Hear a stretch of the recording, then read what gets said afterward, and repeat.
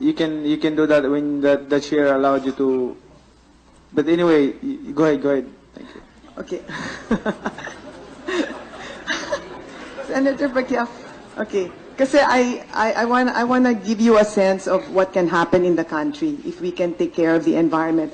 That's one thing I want to do. The other thing I want to do is I want to also give you a report of what we have done so far in the 8 months that I have been in charge. Because I'm not just about mining, no? We've stopped illegal logging, we've reviewed all the ECCs. And then, sir, I also want to be able to share with you the plan for should the mines which I have asked to close be closed. I would like to show it. I don't know if how long will it take that?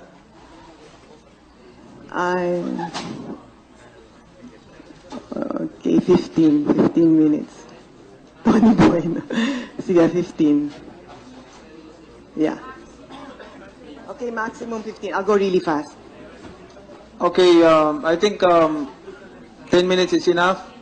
That's Mr. Chairman, with due respect, we should allow the nominee to make a presentation. You say, you know. Okay. What's the problem?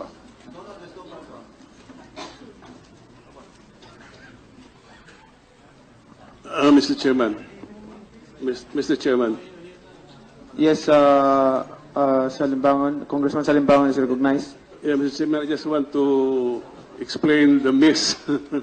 Actually, it was upon the request of the member of the House, Congresswoman Sandy Ocampo, to just proceed with the question and answer in view of the fact that the presentation was not really very clear. But now that it's clear, I think there is no reason to Okay, just resume your visual presentation. Thank you very, very much. I'll drink water with.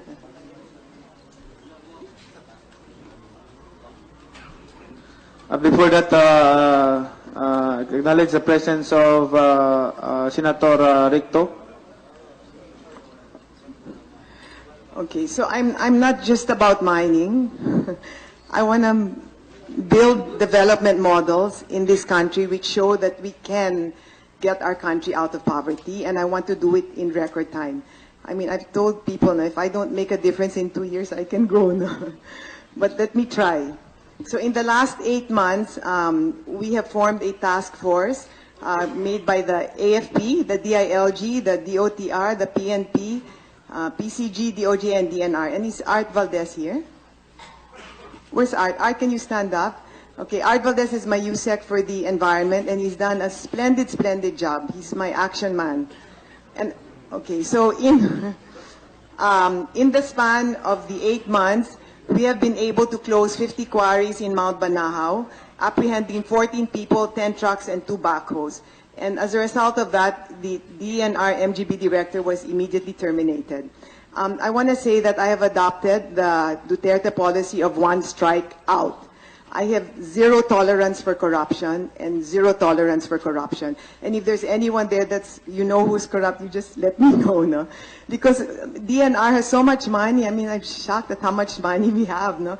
26 billion pesos. And the way I see it, if my people are not honest, I won't be able to use this money well. It will just be misused. So my number one determination, like I promised President Duterte, give me the first half of the year, first quarter. I'll clean up DNR, one strike out. We're already doing an NGP audit to find out where all the money has gone. And then when we see it there, they're out. I want fresh blood in DNR. Okay, on September, we intercepted 12 10-wheeler trucks, and the MGB director is now under investigation. We issued a closure order because the hydro generating plant was diverting water which should have been used for irrigation, so the Negros Penro was immediately sacked. We had a strike force apprehending 2,000 illegally cut wood, and the Senro and Penro are now under investigation. We have 10,000 board feet of illegally cut trees were found in a warehouse.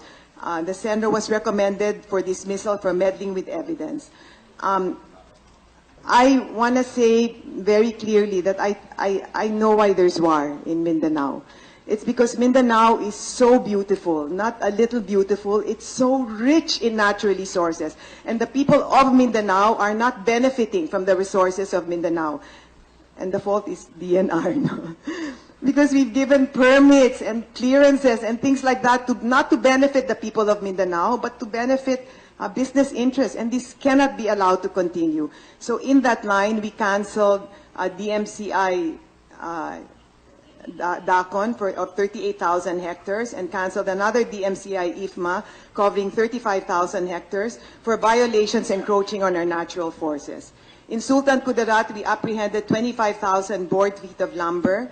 DNR employees are under investigation. Again, in Calamansag, there were 2,223 illegal logs were apprehended, and 6 DNR employees are instantly relieved. We issued a cease and desist order because this Chinese vessel was dredging illegally, causing 40 houses to collapse. And then even in Boracay, we have been able to give show cause order to 4 top-star hotels in Boracay because of effluent discharges. We issued a closure ultimatum to the dump sites in Negros Occidental for violation of the Solid Waste Act. I will have to add here that we have a very good relationship with the Environmental Ombudsman. He's also very, packed. He's like out. No? All right. We are doing what we can do in Laguna because of the President's directives. And there are some fish pen owners there that own 50 hectares of fish pens, 40 hectares of fish pens. You don't need all these hectares, but the commitment is to the poor fishermen. Okay, we've issued cease and desist orders to dump sites in Taytay, in Angono, and in Cavite. Okay, we have arrested this guy who was almost untouchable for 5 years because of the collusion with the PNP. He was building a subdivision in the mangroves. But the mangroves, what we have realized because of Typhoon Yolanda is the reason why the islands with mangroves, when Typhoon Yolanda hit, suffered 80% less damage, as in 80. And so we want to plant mangroves everywhere. In fact, our commitment is 300,000 hectares of mangroves throughout the country to save us, because climate change is a reality that exists. But we want to, okay, let me go into this. And then we serve notice to SMC Consolidated Power Corporation. This is the one of Ramon Ang because of an ash spill incident, and he's gotten his act together. So we have opened up a hotline, and our success rate of addressing the hotline is 92.6%. In good governance, we have filed a total of 146 cases, and it's still going on. Okay. Now, for land, what we're doing is, the problem here with ancestral domains is that even if you give it, they won't benefit if they don't have the money to invest. You have to help them and guide them and help them all the way to the end. So DNR has signed a memorandum with the NCIP so that we get our indigenous people out of poverty. And I have made a policy in DNR that if we have land, the first people who should benefit from this land are the communities that are living there. Not people who are living overseas, and not military cooperatives, and not real estate brokers, but the people living there. And I've also made a policy that there's no need of taxes anymore in the beginning to get your titles, because they're poor. How can they, because they don't have the money to pay for taxes, so they'll never get their titles. And then what happens, they sell their rights, and somebody that lives, and I know of instances where people live in the States or Europe, and the land which is supposed to be used is just, people there are paying the taxes, and it's not being used for our people. So that stops now. Okay, the National Greening Program, 8 billion pesos of the money that DNR has is the National Greening Program. And again, I want to convert the National Greening Program to create economic zones throughout the country in record time. Okay, we're also going to rehabilitate 143 critical watersheds because water is life. And the scientists will tell you, but by 2030, we're going to have a severe water shortage. And it's already happening now. So what we're doing is we're going to massively rehabilitate it by planting bamboo. Oh, here, the bamboo is here. Okay. Anyway, we're planting bamboo because bamboo will protect the water resources. We're also, in the first year, what we want to do is do 300,000 hectares of mangroves and beach forests on the first year. And we have the, where's Sylvia? I'd like to go, Sylvia, can you stand up? Sylvia Ordonez. Is Sylvia here? Okay, so Sylvia, can you stand up? All right, anyway, she's in charge of the mangrove and bamboo program, and we have already accessed the money to do this. Because the thing about DNR is we're not limited to the budget that the government gives us. Like for example, 2 days ago, I signed a contract with USAID to give us 1.2 billion pesos.